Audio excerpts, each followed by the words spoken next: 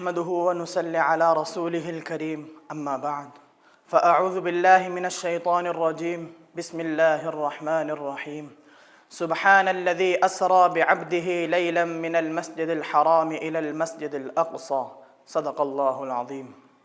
ذیشان جج صاحبان اور معزز ناظرین کرام، قرآن و حدیث کا گہرائی سے مطالعہ کرے تو یہ متشرح ہو جاتا ہے کہ اس جہان رنگ و بو کا فتنہ کبریٰ دجال اکبر ہے، اور یہ بھی واضح ہو جاتا ہے کہ اس فتنے کا مرکز، مرجع و مأویٰ ارض مقدس فلسطین ہوگا.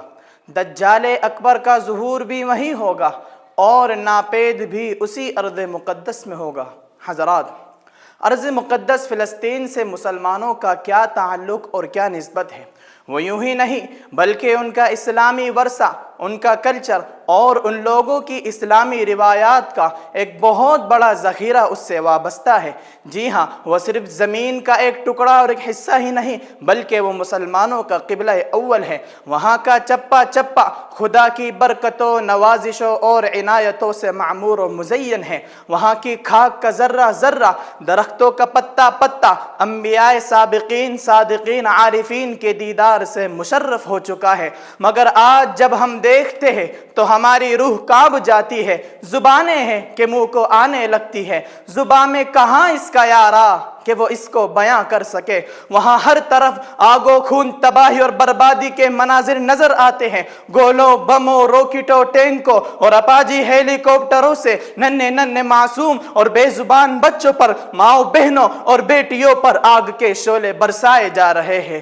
بجھی عشق کی آگ اندھیر ہے، بجھی عشق کی آگ اندھیر ہے، مسلمان نہیں راکھ کا ڈھیر ہے.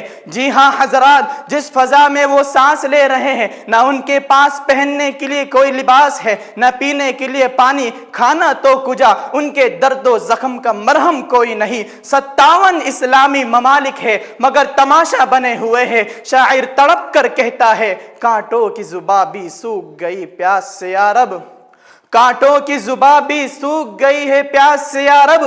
کوئی آبلا پاوا دیے پرخار میں آئے، لیکن چھوٹے چھوٹے معصوم بچوں نے امت محمدیہ کے بڑے بڑے ایمان کے دعوے داروں اور بڑی بڑی سلطنت والوں کو، وقت کے میر جعفر اور میر صادقوں کو بتلا دیا، ہم جان تو دے سکتے ہیں، اپنی زندگی کی ساری خوشیاں قربان کر سکتے ہیں، مگر فلسطین کی ایک گج زمین اور مسجد اقصی کا کوئی گوشہ دینے کے لیے ہم تیار نہیں ہیں. طاغوت کی ذریات ان فلسطینیوں کے درد و کو کیا سمجھے گی؟ عرب لیگ اور OIC کیا جانے گی؟ اقبال نے کہا تھا، وہ فریب خوردہ شاہی جو پلا ہو کر گسوں میں، وہ فریب خوردہ شاہی جو پلا ہو کر گسوں میں، اسے کیا خبر کہ کیا ہے رہو رسم شاہ بازی. مگر سلام ہے فلسطین کے جابازوں کو، ملت فروشوں کی زد میں ہوتے ہوئے بھی طاغوت کے مقابلے پر ڈٹے ہوئے ہیں. اور کوئی قوم ہوتی تو ریت کے ذروں کی طرح بکھر جاتی، تاش کے پتوں کی طرح منتشر ہو جاتی، مگر وہاں آج بھی ملبوں کے ڈھیر کے نیچے سے امید کی کرنیں جگمگا رہی ہے.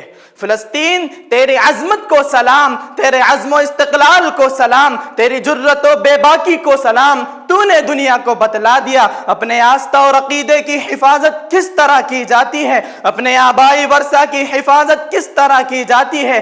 تیرے آستانے یار سے تمسک نے دنیا کو ایک نیا رخ، ایک نیا رجحان اور ایک نئی سمت دی، اور انشاءاللہ غموں کے یہ بادل بہت جلد چھٹ جائیں گے. تاریکیوں کا یہ ازدحام سبیدہ سحر سے بدلے گا. وَضُرِبَتْ عَلَيْهِمُ الذِّلَّةُ وَالْمَسْكَنَةُ کا ظہور ہوگا، یقیناً ہوگا اور ہو رہا ہے. بقول شاعر، کتاب سادہ رہے گی کب تک، کبھی تو آغاز باب ہوگا. کتاب سادہ رہے گی کب تک، کبھی تو آغاز باب ہوگا. جنہوں نے بستی اجاڑ ڈالی کبھی تو ان کا حساب ہوگا. سحر کی خوشیاں منانے والوں سحر کے تیور بتا رہے ہیں، سحر کی خوشیاں منانے والوں سحر کے تیور بتا رہے ہیں. ابھی تو اتنی گھٹن بڑھے گی کہ سانس لینا عذاب ہوگا. وآخر دعوانا ان الحمد للہ رب العالمین.